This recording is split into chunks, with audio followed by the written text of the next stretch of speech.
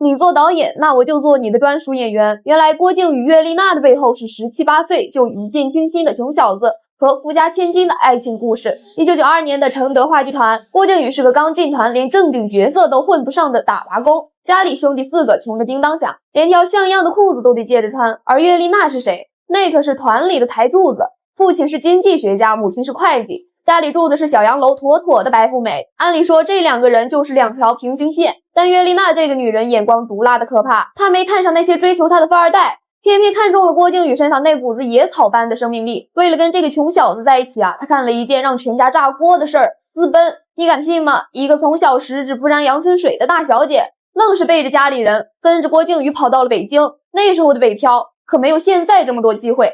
2个人住的是什么地方？是那种只有6平米的地下室，没有窗户，阴暗潮湿，上厕所都得去外面的公厕排队，冬天冷起来洗脸盆里的水都能结冰。这种日子啊，岳丽娜硬是咬着牙过了好几年。有个细节特别扎心，当时岳丽娜的侄子来北京看她，一进到那个阴暗潮湿的地下室，孩子当场吓哭了，拽着她的手喊：小姨，你住在这种地方，咱回家吧。可岳丽娜不走，为了养活郭靖宇那个看起来遥不可及的导演梦，她把自己变成了家里的顶梁柱。她去接那些没人愿意演的小配角，去跑龙套，甚至去野台子走穴。赚来的钱绝大部分都给了郭靖宇去买书、去交际、去学习导演义务。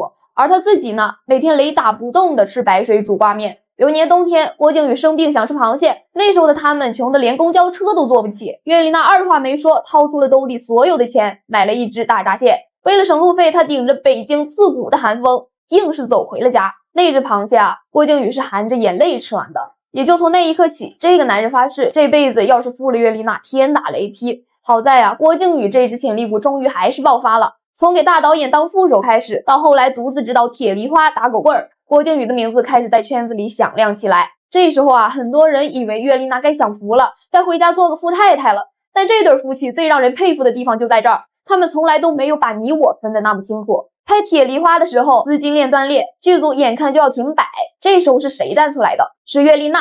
她二话不说，把2个人好不容易攒钱买的第1套房子给卖了，把钱拍在桌子上说拿去拍。这还没完，拍打狗棍儿的时候又遇到了资金缺口，她再次变卖资产填窟窿。甚至在郭靖宇最困难的那几年，他不仅是全职保姆，还是免费的演员，更是隐形的制片人。可以说郭靖宇的每一座奖杯底座上都刻着岳丽娜的名字，而且岳丽娜这个贤内助当的极有智慧。大家都知道郭靖宇是个著名的伏地魔，对弟弟杨志刚那是捧在手心里怕化了，但实际上真正维系这个大家族情感纽带的是岳丽娜。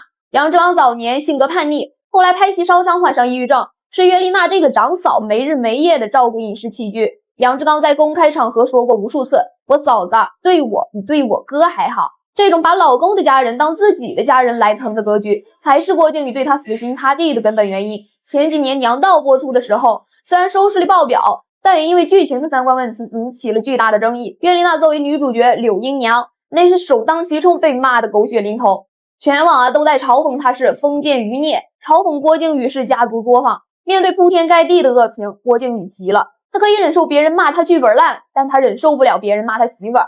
说实话，郭靖宇的戏那种苦大仇深、台词量巨大、拍摄环境极其艰苦的角色，除了岳丽娜，还真没几个女演员愿意接或者接得住。她是为了成全丈夫的艺术表达，甘愿去演那些不讨喜的角色。在《唐朝诡事录2》的发布会上，有个细节特别戳人。郭靖宇弯下腰，从地上小心翼翼地捡起散落的花瓣，然后像个初恋的小伙子一样，轻轻地洒在岳丽娜的头上。那一刻，全场的闪光灯都在闪，但我看到的是穿越了30年风霜后的那种默契。有人说啊，岳丽娜命好，赌对了郭靖宇这只潜力股，但我更想说是郭靖宇命好，遇到了岳丽娜这样的女人。当岳丽娜生完孩子想回归家庭时，甚至觉得相夫教子就是女人的本分的时候，是郭靖宇把她赶了出来。他对岳丽娜说：“你要有你自己的事业，给他们做榜样。”我才恍然大悟，你不能只做我的妻子，你首先得是你自己。这句话比什么我养你要高级10000倍。真正的爱情从来都不是一方对他方的豢养，而是2个独立灵魂的彼此托举。郭靖宇给了岳丽娜舞台，岳丽娜给了郭靖宇底气。从承德避暑山庄的那个夏天，到如今北京影视圈的顶峰相见，这对夫妻用30年的时间，给内娱那些分分合合的塑料情侣们上了最生动的一课。所谓的前妻扶我青云志，前提是你得有那个青云志。更更得有那个良心，在飞黄腾达之后，还能记得那个陪你吃白水煮挂面，为你雪中送炭的女人。